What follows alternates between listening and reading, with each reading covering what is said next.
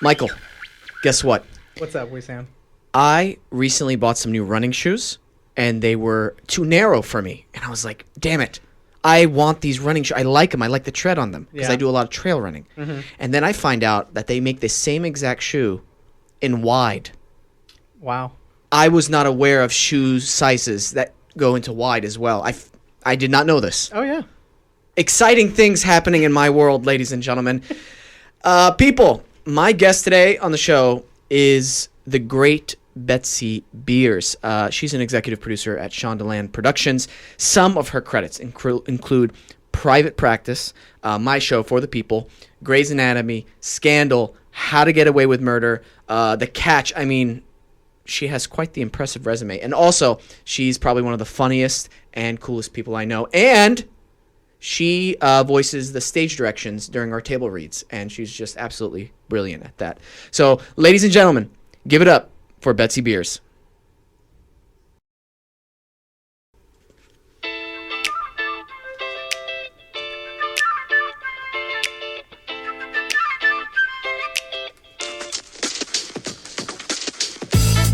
All right. Welcome, BETSY BEERS. Hello there. Thank you so much for coming on the show. Thank you so much for having me. You got me out of the office, which is an amazing feat. I am proud of myself for that. You should be. I should be paying you some money for that because my office thanks you. They couldn't get me out fast enough. Can I just say that, like, literally every single person who's ever met you is always like, I love BETSY. You clearly haven't met a large portion of the universe. When you get a response to this podcast, that might change for you. But that's very sweet of you to say. I try to control my general impatience with a fair amount of good humor, and we need that nowadays, don't you think? Absolutely, and I think with your job position, especially with the amount of scripts you read and everything, and the people you have to deal with, the fires you have to put out constantly. I mean, that's a skill all on its own. Yeah. Baptism by fire. Baptism by fire, my friend.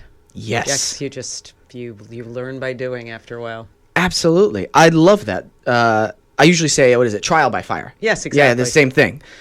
You wrote an amazing piece for SHONDALAND a few months ago. The Cutting My Hair piece. Yeah.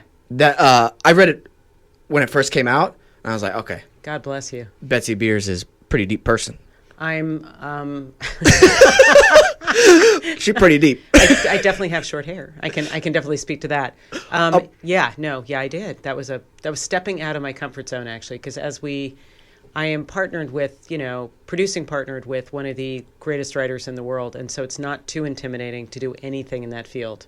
Yeah. That was sarcastic. Oh. Sometimes sarcasm doesn't play when you can't see my face, where I'm making like a ridiculous expression.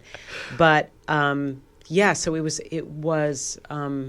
That's always scary for me to write. I don't know. You write, don't you? Yes, and recently I had my first writing piece treatment looked over by my managers, and that was already a nervous thing. I was like, hey, it's just a treatment. So what was that like for you? It was a process. Okay. Because I'm not a writer. I'm an actor. Writing is my one of my weakest points in terms of expressing myself. You think now? Yes. Okay. Yeah. Mm-hmm. But they saw it, they read it, and they were like, it's great. And I'm like, all right, we'll see. I want more opinions, but okay, thank you for yours. I appreciate it. So you're just going to file that away and think about it some more? Or what's your next step with that? Oh, it was going to be a process of which I wanted to turn into a short film and use it as a directorial sample. Oh, got it. Okay. Yeah, but I think I'm going to steer away from that story because I don't think it'll be a good directorial sample in terms of that story. I'll probably shoot for something else. But it's great to kind of dip your foot in the water so you can do it. Absolutely. Because the first thing is just realizing you can actually do it, and that you get over that initial fear of exposing it to like people you care about, opinions you care about, like your managers. Yeah. Who gave you good feedback, I'm assuming, and then the next time's easier because you know that you don't have to hide in your room for 6 months after presenting anything, which is always sort of what I think all of our fears is that you put something out there and everybody's gonna think it sucks. Yeah, I think probably maybe like 5 years ago, 8 years ago, that would have even been so terrifying where I wouldn't even had started it.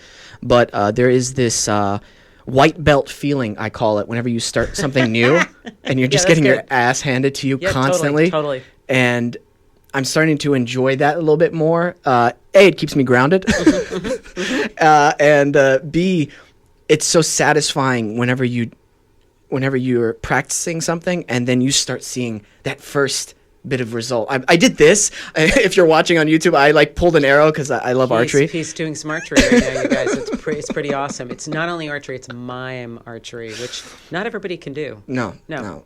Hours a day. I am possibly the worst mime. Oh, yeah? Very, very bad mime.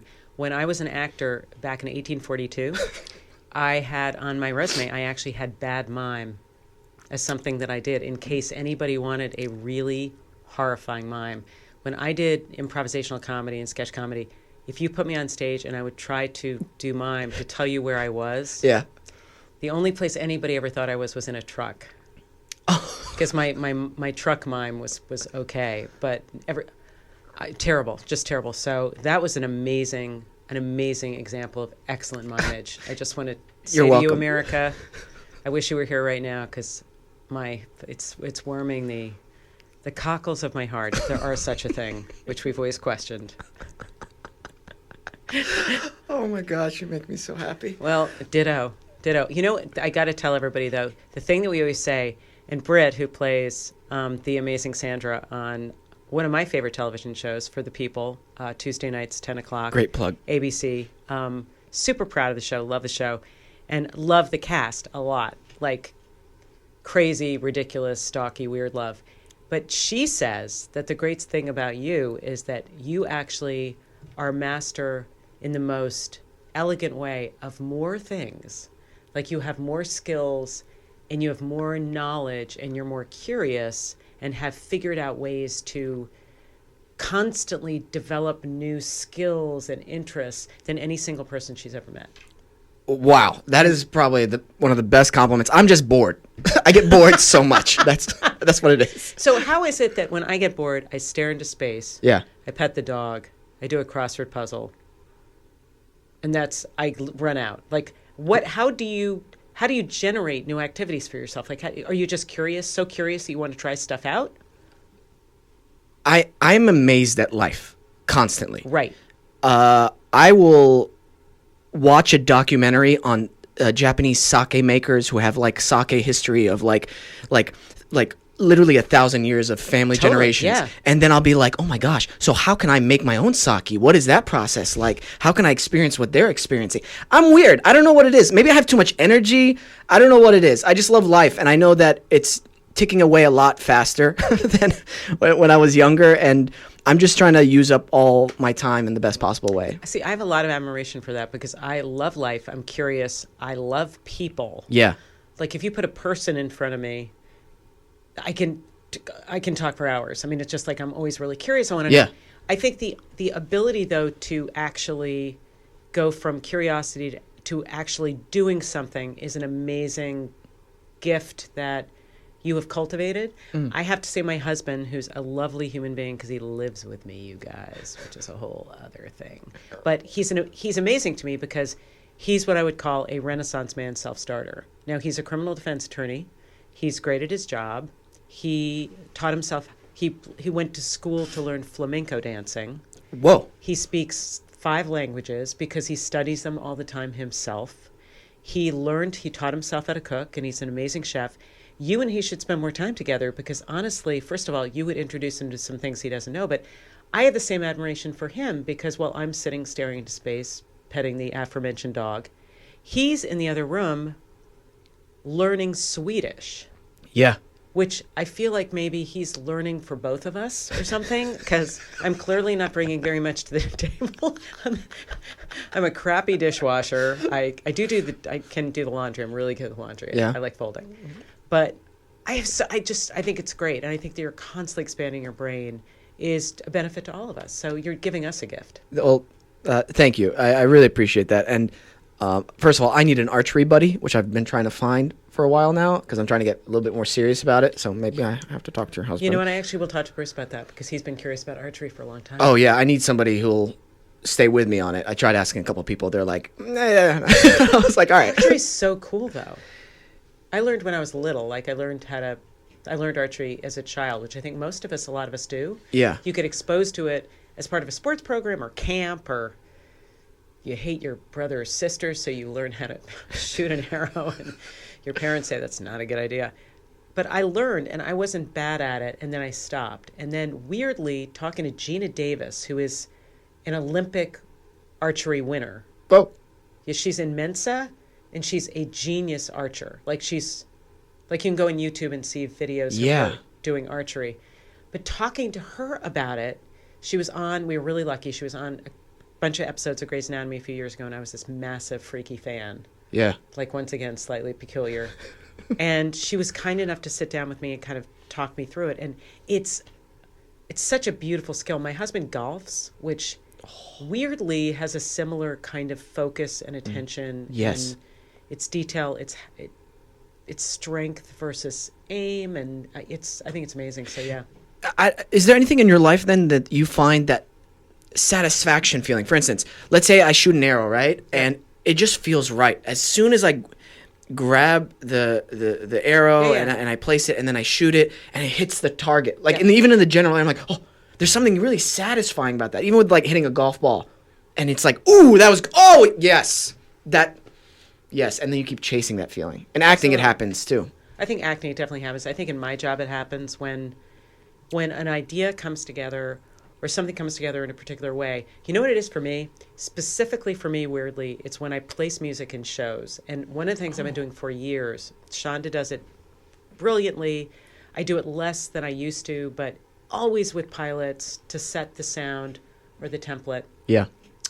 I do what, if the people who are listening or watching this don't know, is essentially when you make television or movies, we have a music supervisor who provides us, who's one of my best friends, who provides us with lots and lots of different songs. Yeah. And one of the things that you end up doing is placing the right song behind the right scene, right?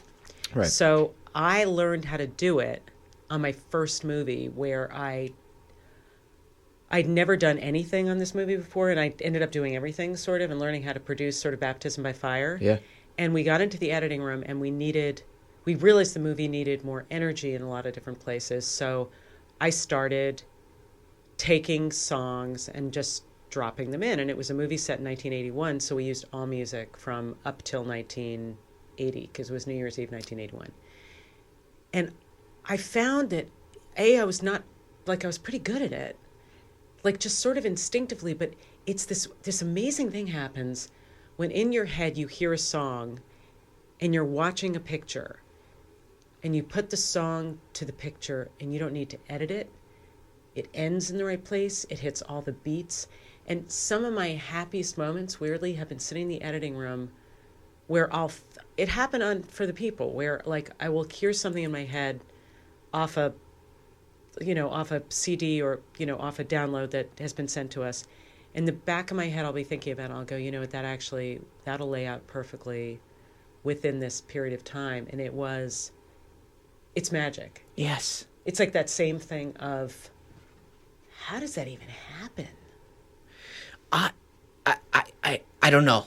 I get inspired by music. Every time I hear music, there's a scene going on in my head. Right? Well, yeah. you're a director. Maybe. Yeah, maybe. you've got a director brain. But those beats you're talking about, I'm like, oh, that would be perfect for like this fight scene when this happens. Right. Or I dig that. That's a great feeling to have. So wait a second. When you watch the show, because you love music, so right. when you watch the show, do you ever sit and go, song?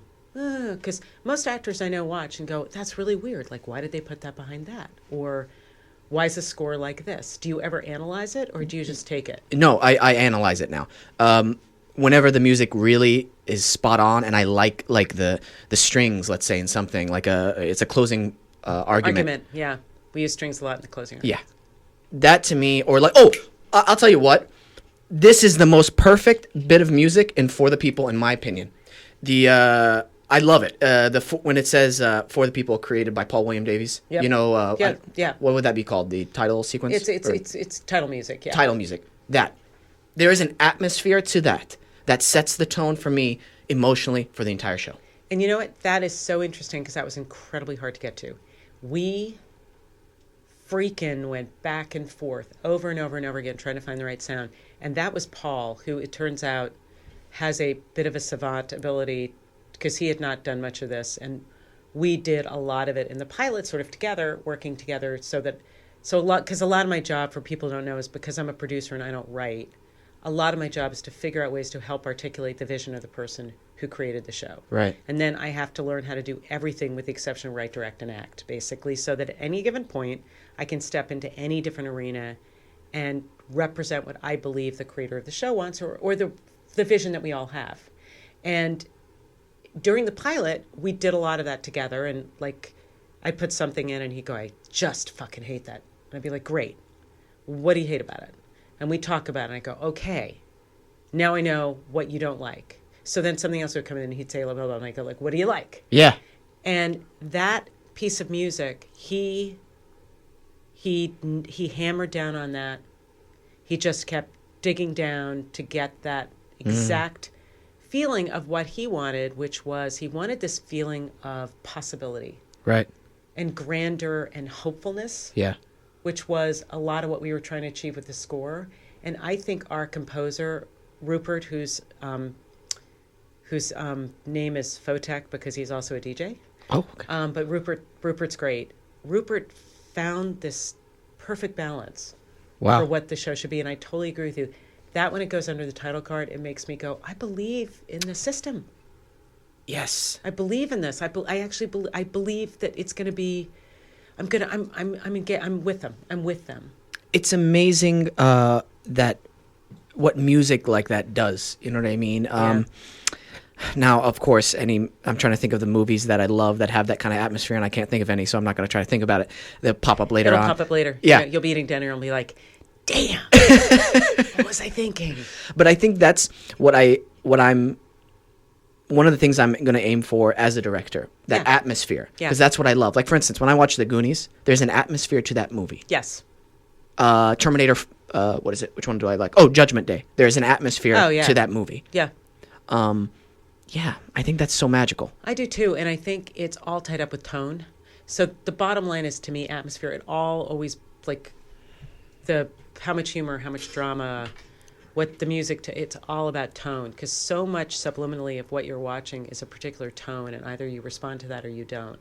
And that's one of the coolest things to me, is how can you figure out a way to articulate the tone you're trying to communicate with people, with all these different tools and all these different instruments. Because the amazing thing about movie and television is you have the amazing actors, and when the actors are magic, this whole thing starts to happen.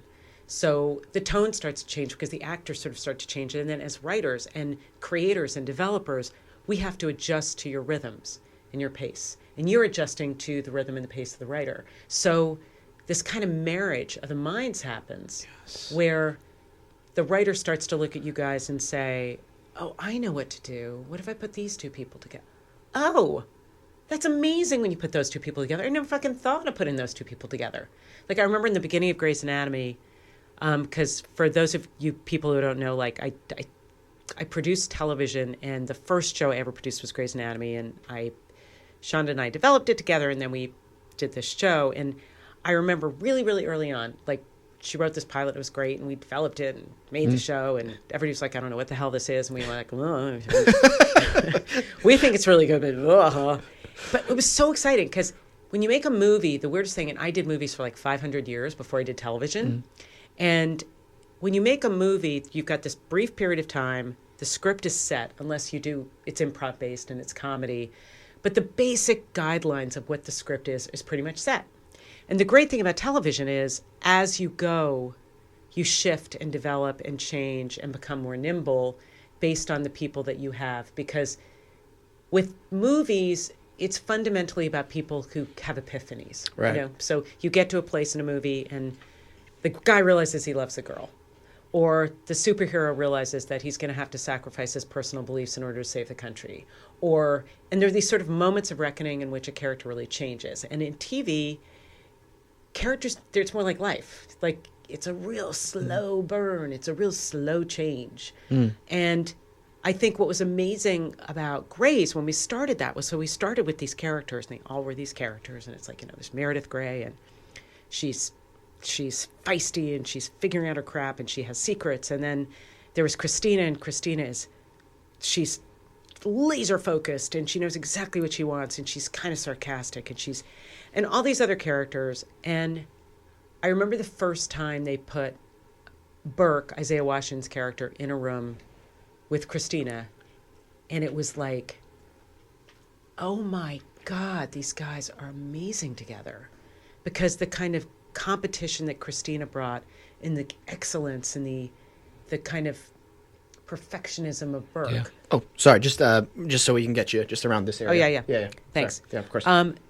Was like, it was insane to watch. And then a whole relationship, a romantic relationship developed out of that. And that wasn't something everybody sat around and said, in episode 2 or 3, we're going to develop this romantic relationship. Right. And then there were other situations where we had and continually have over series, where you plant these seeds and it doesn't go. So you drive in another direction. And you must feel as an actor, too. Like you start to feel, it's like you sort of have this life. It takes on a life of its own. Absolutely. It's alive. Right. It's completely It's bigger alive. than you are in this weird way. Yes. Yeah. I parallel it to sparring, because I used to do a lot of like martial arts. You can go in with a game plan, but be ready to change that game plan, because you never know. You just don't know what the other guy's going to do. Right.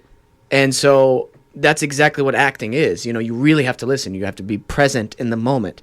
That's something like, that's your first, I feel like for all actors, your first and biggest, hardest obstacle to overcome. Just being present. It's listening and staying in the moment. Yeah. Yeah.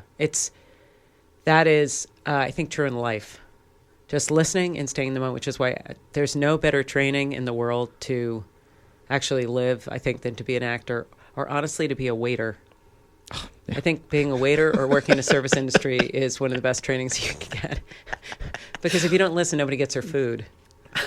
I got a story and then for you. They starve. I was at a table once when I was serving. First moved to LA.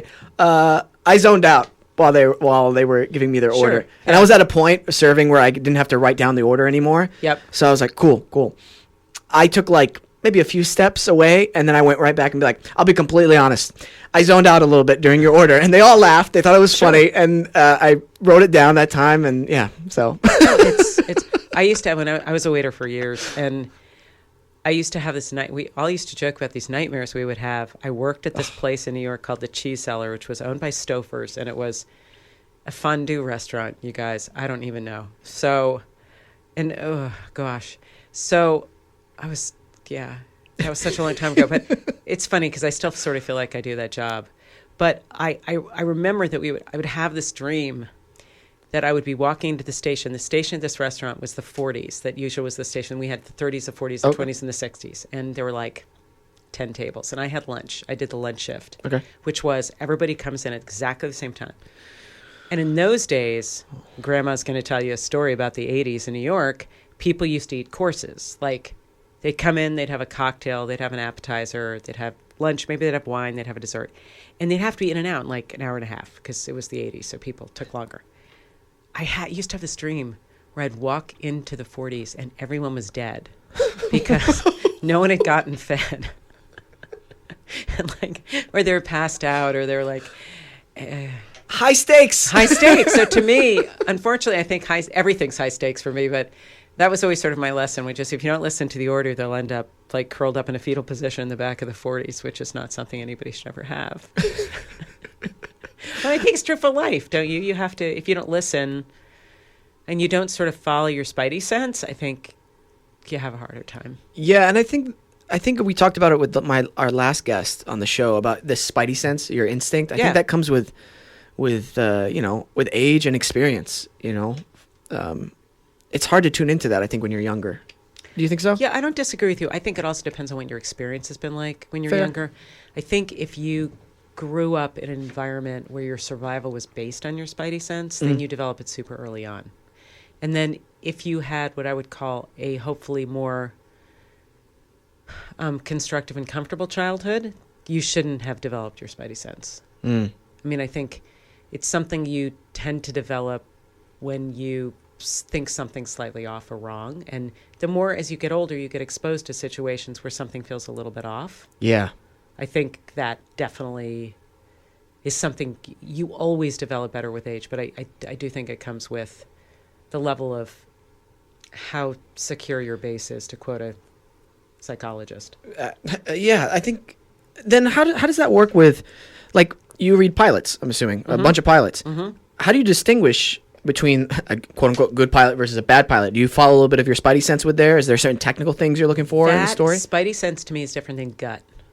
Weirdly, Oh. Spidey sense to me is you have a feeling about something, and it's either, usually to me, I use Spidey sense in a term that there's something either dangerous or peculiar coming, or there's something. Oh, So okay. that's Cool. to differentiate. Yeah. But I do understand Spidey sense can also be, I have a sense that that's really good. So it's sort of like gut. So you're probably using it the same way I use gut. Okay. So gut to me is, your first job is to feel it, and your second job is to be able to articulate it. So what happens with me when I read something is I have a very high bar in terms of what I find I respond to in writing to begin with. It's particular quality, it's the kind of characters, it's the worlds, blah, blah, blah. But this thing happens, if I know it's good, this thing happens where something in my gut says, oh, either I've never read anything like that before, or, oh, that's the best version of this thing people have tried to do before, or, oh, I don't know how this is going to end. And if I can't tell you where it's going, that's number one, if it's television. Like if I get to the end of a pilot and I don't think, okay, you could blah, blah, blah, blah, and you did blah, blah, blah, and I've read a billion of these.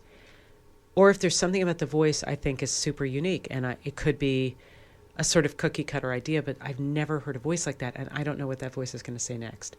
So for me, when I'm working, a lot of gut has to do with, I can't tell you what's going to happen. And so if I actually encounter something where that happens, then I take note. And then there are these other situations you just go like, I just want to live there. I just want to live there. Yeah.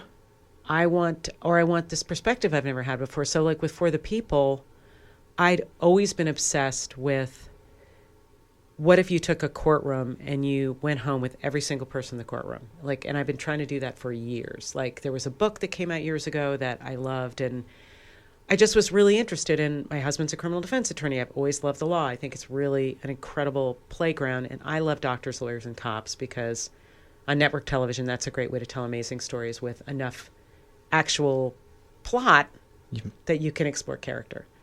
So For the People was amazing because Paul came in and he perfectly articulated this thing I'd never been able to figure out how you did, by sort of isolating the defense and the prosecution, making them young lawyers, but also giving me my judge and my clerk and the other people who are around. But that it was also a learning experience, and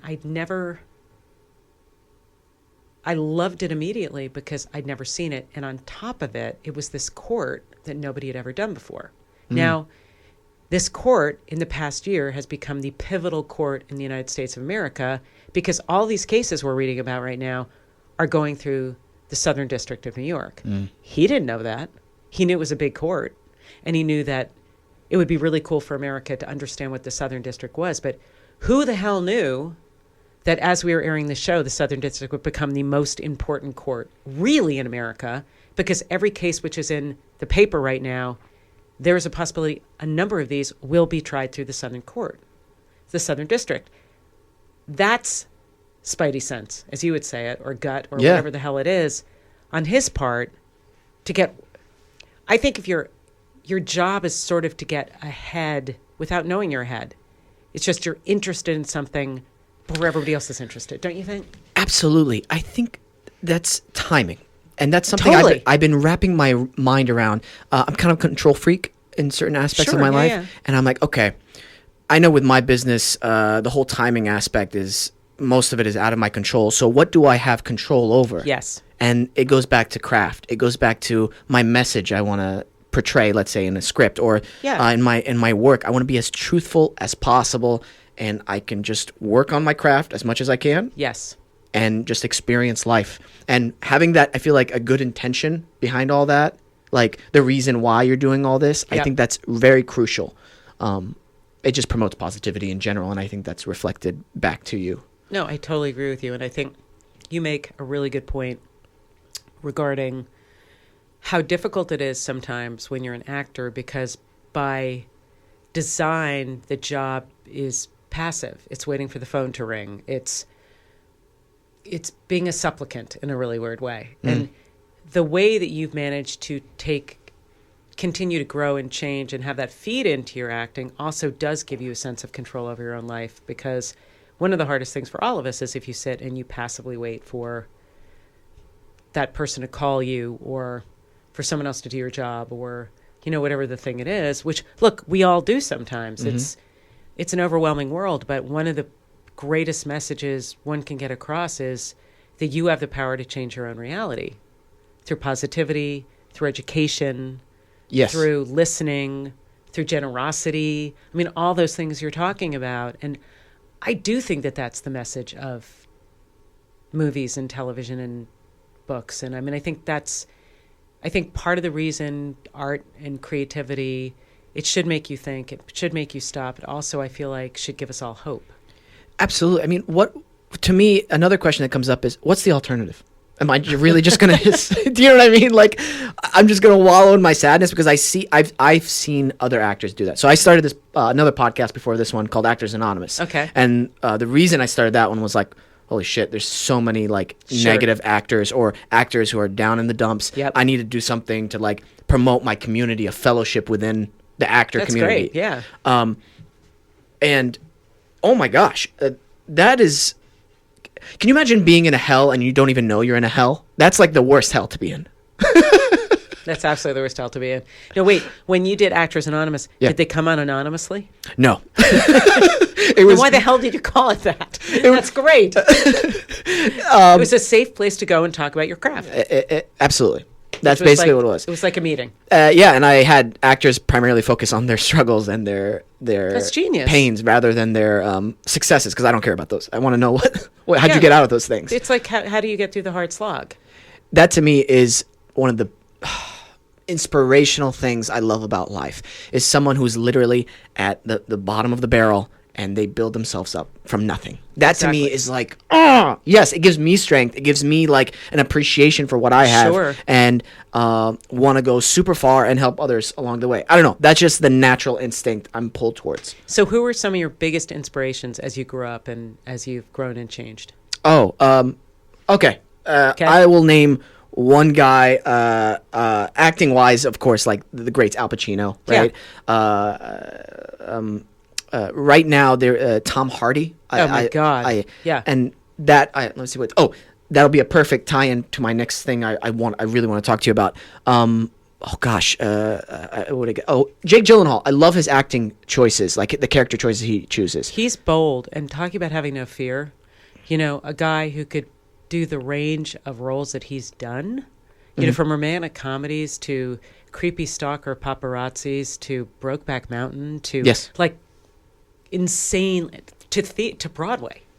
That to me is like an actor's actor right there. Yeah. Mark Wahlberg, I love the way he's able to do those Academy Award winning films, his producing side, and yet he could do the comedy. What's it called? Like Ted, the franchises. You know what I mean? Yeah, absolutely. So there's he's movies like with Will Ferrell. Yeah, and then his family owns a restaurant stuff, and so I just like that he's like all there, and he's like, you know, leading the way in that way. What's her name? She was, oh my gosh. Anyway, I can keep going on and on. Yeah, right. But Tom Hardy, I watched him, first role I saw him in was in Bronson. Did you watch that? No. Okay. He's playing Britain's most notorious and most dangerous criminal.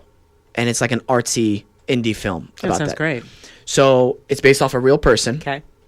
And he was doing this interview where he was talking about how he kept getting messages on his phone from the real criminal who found out he was going to play him. And he was like, hey, Tom, I'm trying to get a hold of you. I think it's great you're playing my role. This was before he's famous, by the way.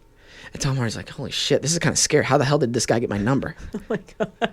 Finally, Tom answers the phone one day, And he's like, hello? And then on the other end, he's like, I gotcha! I finally got you! This is the worst British accent, by the way. It's fine. We're just play right in your own heads, Right. people. That's fine. And he's like, I finally got you! I finally got you! And he's like, how's it going, Tom? What's going on? And he's like, he thought he wanted to like bullshit him and say everything's fine, but really his personal life was in shambles at the time. He's like, you know what? Be honest with you, man. I just broke up with my girl. I think I have mom issues. I realize I can't live with a woman. I can't live without a woman. And blah blah blah. This is what's going on with my life. This is where I'm at. And he goes, Tom, did you hear about the floods up north? And he's like, what the fuck? Yeah, I heard about the floods up north. Terrible, sure. And he's like, did you hear about the guy that got caught in the sewer grate? And he's like, no. He's like, yeah, his foot was caught in this sewer grate. And the waters kept rising, and firemen came and they tried to get him out, and they couldn't get him out, and the waters kept rising and rising, and he finally drowned and he died. And I was like, okay, sure. What's this about? And he's like, well, Tom, you see, sometimes in order for us to survive and grow, you have to cut off a piece of yourself, no matter how bad it hurts. You're just like, Tom's like, holy shit, this dude is deep. Well, who am I talking to on the phone? And this is before he started filming or anything like that. So he developed this great relationship. Now, your piece in the Shondaland thing. I mean, by the way, I saw this years and years ago. The beginning line is, sometimes in order to grow, you need to cut something off. And I was like, ooh, I'm already in. That's so weird. That is so weird, but oh my God, I'm getting emotional. I don't know why. There's a universal truth to that statement that everybody can really soak in and apply to their life. I wanted to read just a small paragraph from the excerpt, and here it is. But last year, by the way, if you want to check out the full article, you can go to the Shondaland website and read it. But last year, something shifted, and I found myself driving into some weird change skid. Let's be clear, I typically hate change. Having grown up in an unpredictable environment, I like routine. And by routine, I mean I eat at the same thing at the same place for dinner every Monday night. Get the picture? Yet, after 20 years in the same house, my husband and I decided to move to an entirely different neighborhood. At work, we expanded our company, and I finally admitted to myself that if we were going to keep growing creatively, we had to add personal. That resonates on such a deep level to me because it's just so true. Us as humans, we look for safety. We look for our community, our tribe to keep us safe. And there is something, I think, extremely valuable to discipline and routine, and in certain areas of your life, unmitigated discipline, you know? But when things start changing around you and you don't change with them or adapt, it's like those waters rising. You either start cutting parts of you off or you drown. That's right. And that's right. And it's, I think you're absolutely right. And look, it's really, I think you put it off sometimes for a long time, and it's everything I wrote is true. I still eat at the same place every Monday night, by the way, but it's really, for me, it's almost like I don't even know that I'm thinking about it for long periods of time. Then all of a sudden I wake up one day and I know it to be the truth. I don't know if you've ever had this with a relationship where you'll be in a relationship, and be it a friend or a lover or whoever the hell, or a boss, and you know that there are things which are problematic about it, and you kind of file it away. And then with me, weirdly, one day, this picture all of a sudden comes into focus, and as soon as the picture comes into focus, it's like dropping the music. It's like putting the song. The music and the picture come together, and I think there's something wrong with that picture. yeah, And I can see what it is now. I can articulate it. And that usually is the thing that gives you the freedom to move forward. I think it's a weird way of putting it, but the hair thing weirdly was, I was talking to somebody at lunch today who hadn't seen me in a long time. She said, why did you cut it? And I said, it's so weird. I wrote this thing about this, but I just, for all the reasons which I wrote about, but I knew I wasn't going to grow if I didn't change something. And one of the things I knew I had to change was how I perceived myself. And I always perceived myself as needing my hair. I really, and I don't think you ever knew me with long hair, but I needed my hair. And my hair was, people knew me by my hair. Like, it was a gigantic signature, both of me, but also it made me friendlier. My hair made me cozier. It made me more bubbly. You know, it was comedy hair. I think I write this, but it's like, I think it made me feel like I was more of a friendly person. And the weird thing was, when I decided to cut it, I cut it. It was like my personality was allowed simply to be my personality, and I didn't have to apologize for it. Because I think I grew up and had spent a long part of my life feeling like I had to apologize for things. I remember being a little kid and bumping into a can in the grocery store and apologizing to the can because I didn't realize the can was inanimate. I just thought you're supposed to say you're sorry if you hurt anything. So maybe I hurt the can. I don't know. And I thought maybe it's time that I stop apologizing to cans in the grocery store by making everything more user-friendly with my hair, because I'm still the same impatient, curious, kind of emotionally aggressive human being, and nobody's being fooled by the hair. But I remember soon after doing it, we were at a big event in Europe, and we were with a whole lot of executives from ABC, and there was this moment, this is a weird thing to be bringing up, there was this moment where I was going to actually present something to Shonda, and the dude who was the MC called me up, and I thought he was calling me up to do that, but he was really calling me up just to, not to call me up to say she's going to be doing something.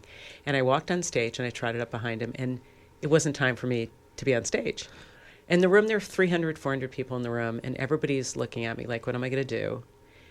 And I had this moment where I was like, I can fucking do anything I want. I cut my hair. So I stood behind him the entire time, and I nodded, and I smiled, and I didn't go anywhere. And initially, people were really uncomfortable, and then everybody kind of just went with it. And they started laughing, and everybody had a way better time, and everybody relaxed. And I thought, you know, it's weird. I never would have done this with long hair. And I can't exactly articulate why, but it freed me to not apologize in this really, really basic way. Because this is what you get. This is what you get. You get, 2 years before this, I wrote an article about acknowledging to people how old I was, because that's a whole nother thing in LA and everywhere, which is you're meant to feel incredibly self-conscious about your age. And I think that was my gateway drug, to tell you the truth, which is I did that, and then I kind of went, fuck it. Like, who cares? But I wrote an article for the Hollywood Reporter, which was basically, all right, my entire life I've been thinking I had to hide how old I was. We all do it.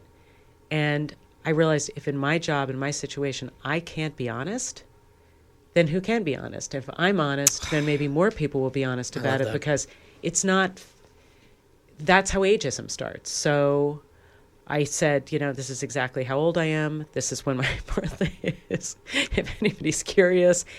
And the relief, I mean, I remember I got married and I didn't want an announcement in the New York Times because I didn't want anybody to know how old I was. I mean, how fucked up is that?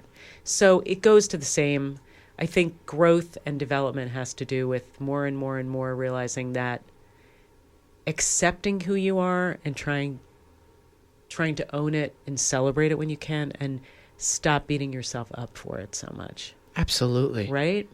And there's so many things that I want to say from that. It's just fucking amazing. The bravery aspect of it, taking that firstly, like, you know, there's a bravery that's created whenever you go, oh, I don't care about my age anymore. I've always thought, and I guess I understand why. I believe in reincarnation, and so that's why when people like, I don't want to say my age, I'm like, we're all timeless. Like in the back of my head, like some like, come on, we're all timeless. Come on, dude. That's awesome. Fine. That's fine. But there is a release that happens there, that I love, that it frees you up. I know I've mentioned this on the podcast. I've been contemplating this for a while now. Who am I? When I meditate, who am I? If I take away the name my parents gave me when I was younger, if I take away my circumstances that I lived in, who am I at my core? And listening to you say that, another question came up that I didn't realize. Well, who do I want to be? Yeah. I think that's maybe just as important, because there are certain things I want to do in my life, and I think they're important because they're inherently good. I think so. Take care of my family, lay a good foundation for future generations, not pay for anything, because I think that's pay for everything for my kids and my kids' kids, because I think that's kind of crazy. But I think that's an honorable thing to do, and I think that's helpful, because I realize when I die, I'm not going to be able to take any of my money with me to my next life. It doesn't transfer. And so a lot of these material things, and some of the material things I love, like my friend has a Tesla and I love sitting and driving in it, but I know I can't take that with me when I die. And so that's always been in the back thing in my mind, like making sure that all these are tools. I kind of just rambled there just because I was so excited by what you said. I think that makes a lot of sense. I think that what you're going to be, the great thing about getting older, there's some crap, by the way. Yeah, I know. The gym is a lot harder, but I still go. But one of the things I do think starts to happen is it's what you want to, you can always be who you want to be, but very often it's really celebrating who you are. So all that stuff that you're going to be is in you. It's just, it's coming out. I always sort of say, it goes back to TV, which is a character doesn't change, a character just becomes more themselves, or they accept who they are. And by accepting who they are, they change. To me. So, do you know, like when you're in a relationship and people say, you know, this is big, do you think you can change him? He seems like maybe he's got these issues, but I'm going to change him, or I'm going to change her, or, you know, if I could just get them to stop doing this, you fucking can't. So either you fall in love and you look at this person and say, I'm taking it, because the fact that he leaves clothes around, or he uses too much, you know, paper towel, or whatever the hell it is bothering you, that probably won't change. The only way it actually adjusts is by accepting it in a weird way. And the more you get closer to the person, the more they start to understand what makes you happy. And then the change sort of occurs because you want to do something together. Like that to me is part of being in a relationship. But personally, I think the more I kind of just like, or try to like, and try to just accept who I am, as opposed to apologizing for it, or worrying about it, or hating it. And that's brain, body, job, love life, apartment, as you said, possessions. The more you just enjoy everything around you, because not everyone's looking at you all the time. Like that's the other thing, I think. I don't know about you, but I'm like, oh, did I wear the right thing? Did I say the right thing? Everybody's looking at me all the time, though. Well, they are. You're different. And by the way, everyone knows that. Everybody actually is aware of the fact that that's true. But it's, I think we all are so, especially nowadays with social media, with the fact that there are two us's. There's the thing on your Instagram account, and then there's you alone at home with me sucking down a bottle of wine quietly at 9 o'clock at night, you know, fearing for the future. But on the Instagram, I'm going like, yay, look at my dog. Life is awesome. That puts an added pressure on it, which is, as we, who are you? Are you that? What are you? Who are you? And the more comfortable you are with everything you are, it's part of what the Hair article was about, was I didn't want to be like my mother. And I spent 3/4 of my adult life trying to differentiate myself from my mother, who I admired greatly and who I loved dearly, but was a very complicated woman, and who I saw had many issues that prevented her from achieving both her full potential and any kind of contentment and peace. And so I think I struggled with my adult life with if I look like her, I am her. And dude, I fucking look like her. I mean, if I showed you pictures, you'll be like, oh yeah, man, you look like her.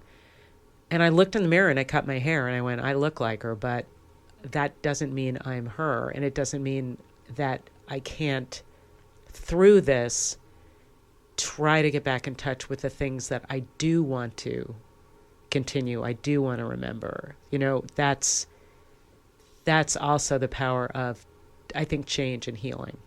Yeah. Don't you? Absolutely.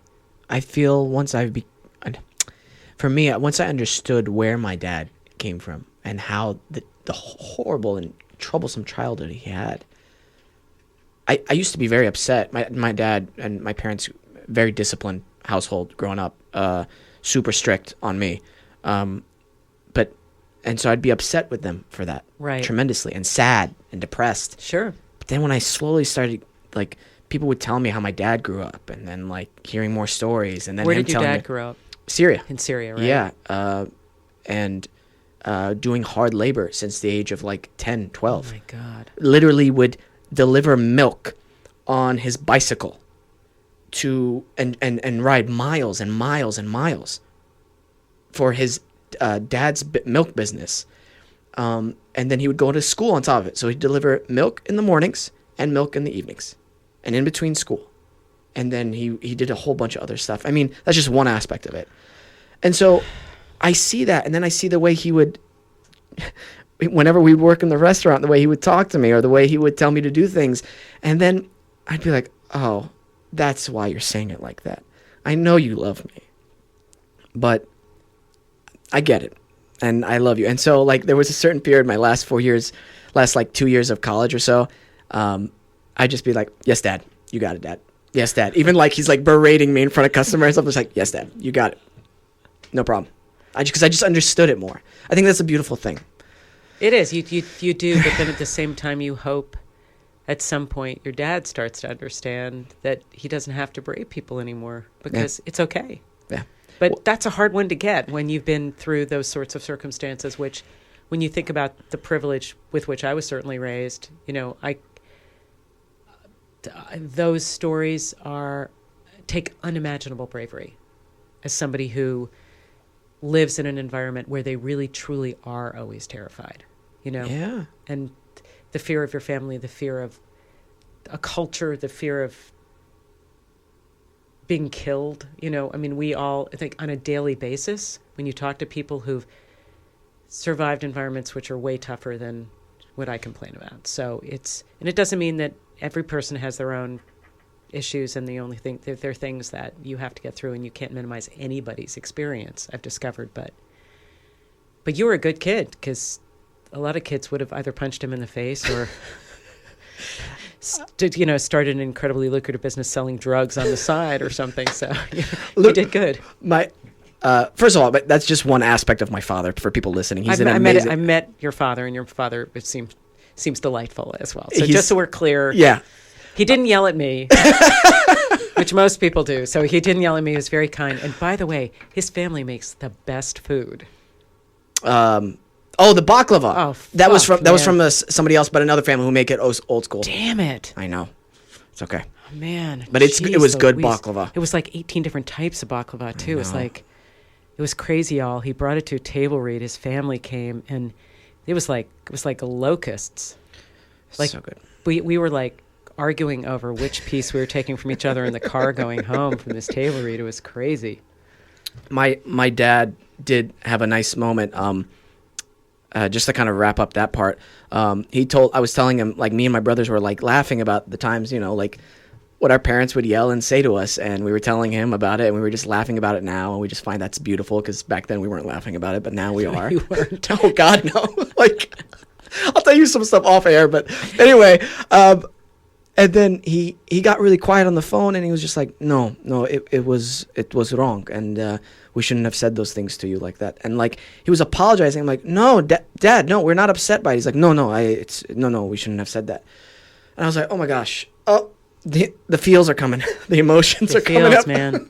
But see, that's growth, because he heard you, and he thought he's in a place now where he has the confidence and the affection, and he's in a place where he can feel that and say it, which is, your father's amazing. I mean, I know some people who hit like 90 and 100 and they can't get that place. So that's intense. That's cool. You know, you said, and I wanted to ask you something real quick. You said something, you can't change who you are. Is that what you said earlier? You can accept who you are. Accept who you are. I love adding a little footnote to that, if you don't mind. I think it's important to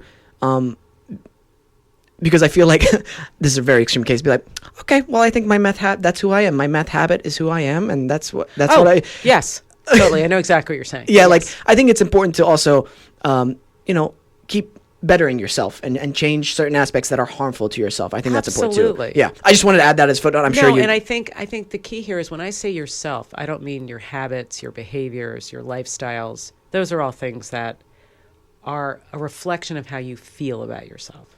So I think what I mean is you can't fundamentally say, well, tomorrow I'm going to totally be X, Y, and Z, because you're not changing how you feel about yourself. Right. So it's more about, I think you can change anything about your life.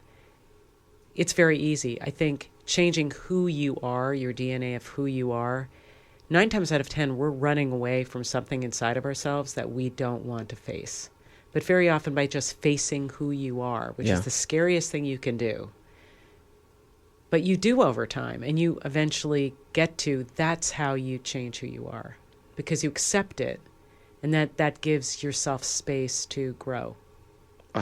Don't you think, in some weird way? Absolutely. But I agree with you. The meth habit, you guys, not so keen. No, that was a very extreme. I think those are all things that are manifestations of either genetic, physical, psychological difficulties, the bad habits that we all develop in order to deal with life. Yes. Some of them you can absolutely change, and you absolutely have the power to change that. So I agree with you, and I think that's an excellent differentiation to make. Life in general, there's just so much unknown to it, and I think that's 99.999% of people's fears, the unknown. You know what I mean? Sometimes, addressing an issue in your head, like maybe you need to talk to somebody, or oh yeah, you start. I still catch myself doing this. That made up scenario of what they're gonna say starts going into this negative field. Luckily now I'm like, come back to reality for a second. That didn't happen. Let's just wait and see what happens. What's really gonna happen? Just do it. You're right. It's just amazing why our mind goes there. I wonder what evolutionary thing caused that to happen. About to say that there's some weird predatory instinct in terms of there's a predator lurking, and the predator's going to get you. And somewhere in your brain, the predator's there. So, and I also just think it's a control thing. I mean, I think what you described is, I think there's some people who vomit out feelings, and they don't necessarily think about the effect they're going to have or what somebody's going to say to them back. I always had a joke about somebody I knew who, I worked with him years and years and years ago, and he went to a therapist, and he'd work with the therapist to get the guts up to say what it was he wanted to say. And then we'd have a response. And then he wouldn't know how to deal with the response because all he'd done was work on the guts to actually... Yeah. So he'd say, I feel like I'm not being heard. And we'd say, okay, that's interesting. We need to give you a couple of examples where it was frustrating and blah, blah, blah, blah, blah, blah, blah. And there would be this dumbstruck look on his face. He'd table the conversation. He'd go back to his therapist so he could figure out what he needed to say back. Whoa. So there is that part of it too, which is like, that's the opposite of what you're doing, which is every single scenario is worked out. And you're right. You can never work out every scenario. No. Sometimes I grew up in a family where it was always like the worst possible thing could come to pass. So I told you that that person was going to have X, Y, and Z, or there was going to be a gigantic accident outside the house because that stop sign wasn't put in. Okay, so yes, sometimes, but if you look at odds, no, you didn't. Every time in my family somebody thought they were deathly ill, they weren't. Mm-hmm. Maybe they are once, but that doesn't count all the times you thought you were and you aren't. So that doesn't make you psychic. But I'm rambling now too. No. I totally got you. It's ridiculous. My parents have done stuff similar to that. They'll be like, I'm sure that it's like my parents didn't like a friend of one of my brothers. You know what I mean?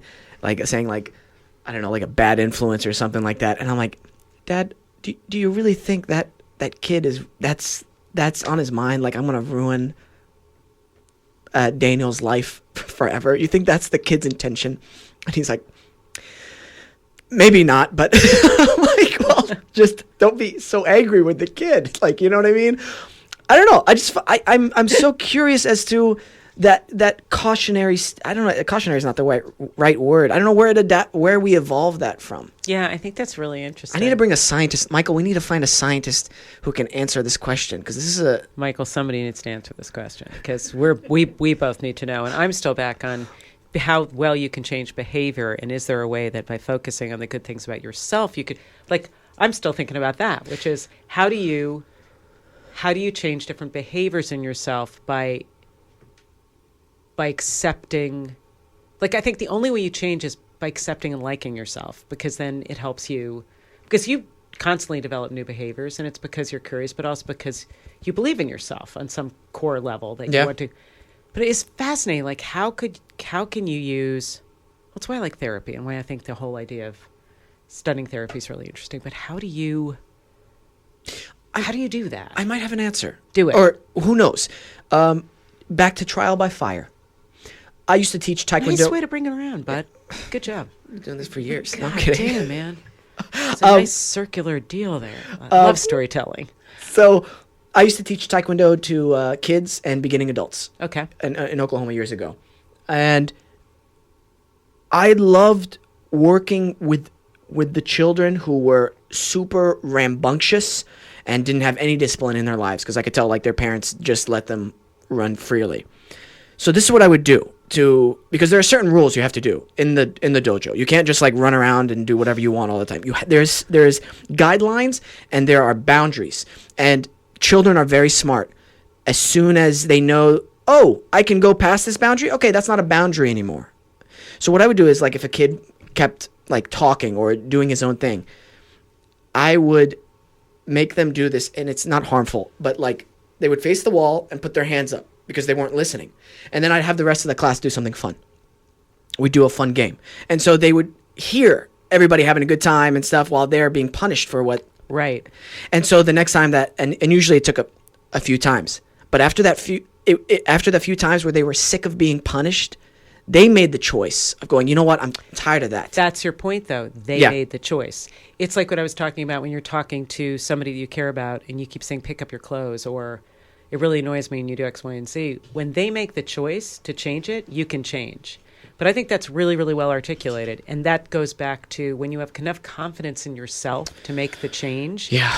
And sometimes that's given by a teacher who's incredibly clever and sensitive and intelligent, such as yourself. Sometimes it comes from experience and being older. And look, I think the amazing thing about habits is you can always change your habits if you have the discipline to change your habits, or there's some reason why you want to change your habits. Because I love routine, I hate change, but sometimes you wake up one day and you realize your habits are blocking you from what it is you need. And it may be that I eat at the same place every Monday night, but recently, my husband said a vague version of that damn year of yes stuff, which is, God bless Shonda and her cotton socks. But he said, we were invited to a couple of parties and I didn't want to go because I was tired and it was weekend. I'm like, blah, blah, blah. Yeah.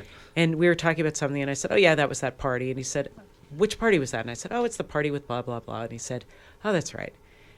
He said, we didn't go to that. I said, yeah, I don't know. He said, you never really want to go to those. And I thought, I did this deep dive in my brain and I realized why I don't love parties. But then I thought, you know what, he loves parties. And one of the things he's done for me, now I've, agreed to certain things like more parties at home, but one of the things he's done for me is he doesn't push it.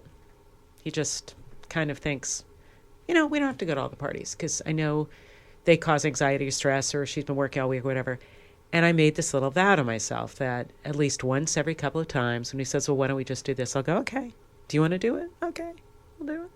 Now, we've been married almost 10 years, and it's taken me a long time, but I'm getting there. So the point being, it's never too late to change your habit. And now I've done it a couple of times. It's coming a lot easier. Right? You're such a beautiful human. I don't know why that made me a little teary-eyed. I don't know why. Well, I feel so silly when I get teary-eyed. I'll tell you something. You should go to a party with me. Then you wouldn't love that story as much. But I do. I think to round up what you've been saying about this, I do think look, change is always possible. You've got to want to change, and there's got to be a reason that you want to change. And I think that's really, really, really true. And the more reasons we can give ourselves to grow, the better off we'll all be. And the more we can share the way you share all your amazing energy and time and thoughts and both big brain and gigantic heart. We got to help each other. That's right. What's the alternative? There is none. Betsy, I know you have to go. You have such a busy schedule. It has been, this is probably my favorite podcast yet, Michael. Well, no joke. No joke. I was going to say, I bet you say that to all the girls. By the way, what are you drinking? I get this question probably every time. Ding. It's yerba mate. Oh, it is? Yeah. I love yerba mate, but I've never seen, well, you've got the metal spoon, the sipper. The sipper. I used to have that. Check this out. Smell that. Oh, that's beautiful. It's lemon vera. So do you make this yourself, or do you just get the yerba mate and make it? I get the yerba mate loose leaf, and I just grow this in my garden. That's what I used to do. The only trick is it can clog up your sink, so be careful with your garbage disposal. Oh, yeah, I put that in the trash. I learned, yeah. We all learned the hard way. Sorry. Trial by fire. Full circle. Ladies and gentlemen, Betsy Beers. Thank you, guys. It's really, really fun to spend some time with you, and you are just a delight. Thanks, Betsy. Thank you. All right, guys, we're out.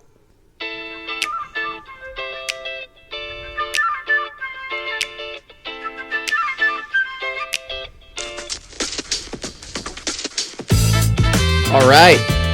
That is some crazy bass in this headphone. What a great show with Betsy Beers. Thanks again for coming on.